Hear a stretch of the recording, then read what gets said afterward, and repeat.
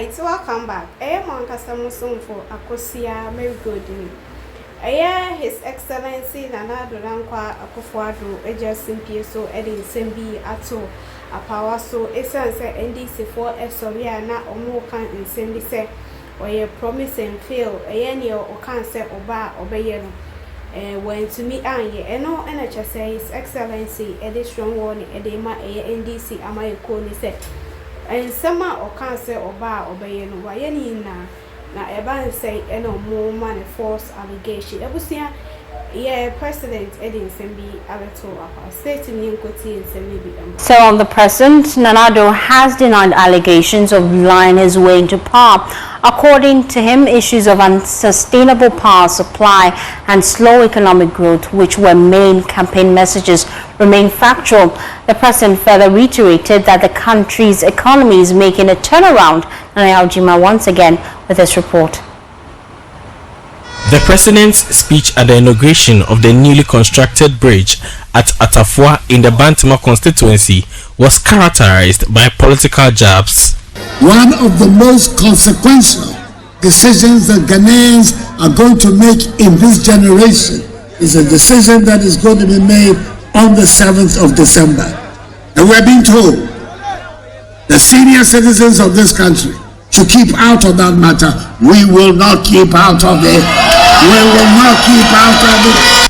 The president emphasized his campaign to unseat the former president, John Mahama, was based on facts, contrary to opinions expressed by the opposition. He's saying that in 2016 I came to power, I came to office by telling lies to the Ghanaian people. What are the lies I told? Dumso was my making. I lied about Dumso. Did I lie about the 3.4% sluggish rate of growth in Ghana at the time? Were all these lies created by Nana Addo Akufo-Addo? All these were lies? They were hard facts. Then he's trying to find a way to excuse himself for his abysmal failure in 2016. He should find another thing, another story to tell. He further emphasized the country's economy has been turned around following a dip in the time of COVID-19 pandemic. The last quarter of the year, the rate of growth of Ghana's GDP was 6.9%, double what it was when he was leaving office in 2016. This is after all the difficulties. Our economy is beginning to pick up.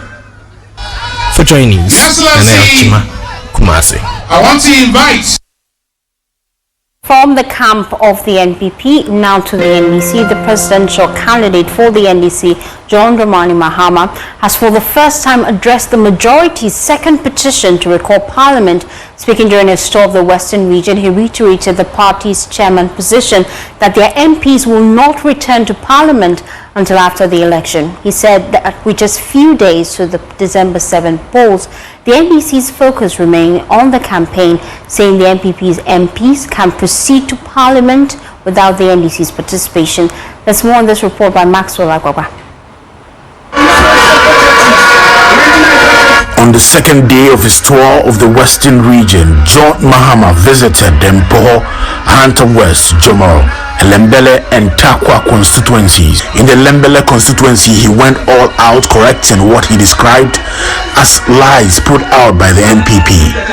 John Mahama responded to President Akufo-Addo's claims that he cannot sustain the 24-hour economy with a Dumso legacy, stressing that at the time he handed over power, Dumso had ended. I expect that when NPP is telling lies, they'll leave it to the younger ones and the junior ones to do. And when the senior ones like Nana Akufo-Addo says that Dumso was not solved before we came, I heard him say that we could not keep the lights on. How can we run 24-hour economy? In 2016, Dumso had been solved. Nobody's lights went off in 2016. From January to December to the following January, when we handed over to Nana Akufo-Addo, he should bear true testimony. Dumso had been solved.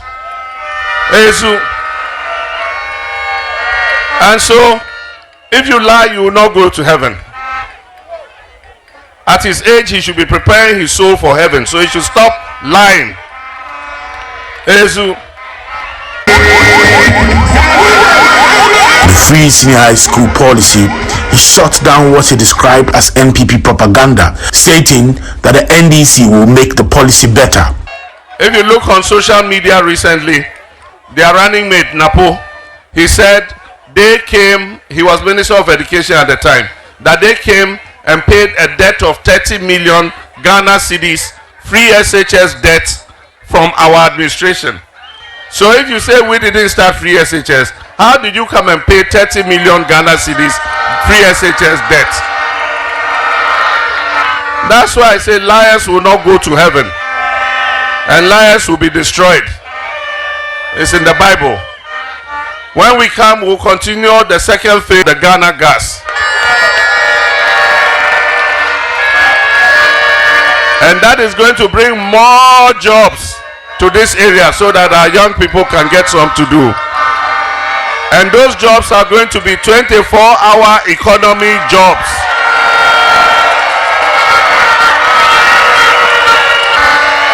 And Aminia,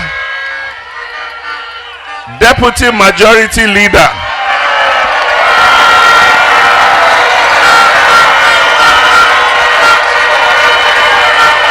He criticized the NPP for the recall of Parliament 12 days before an election.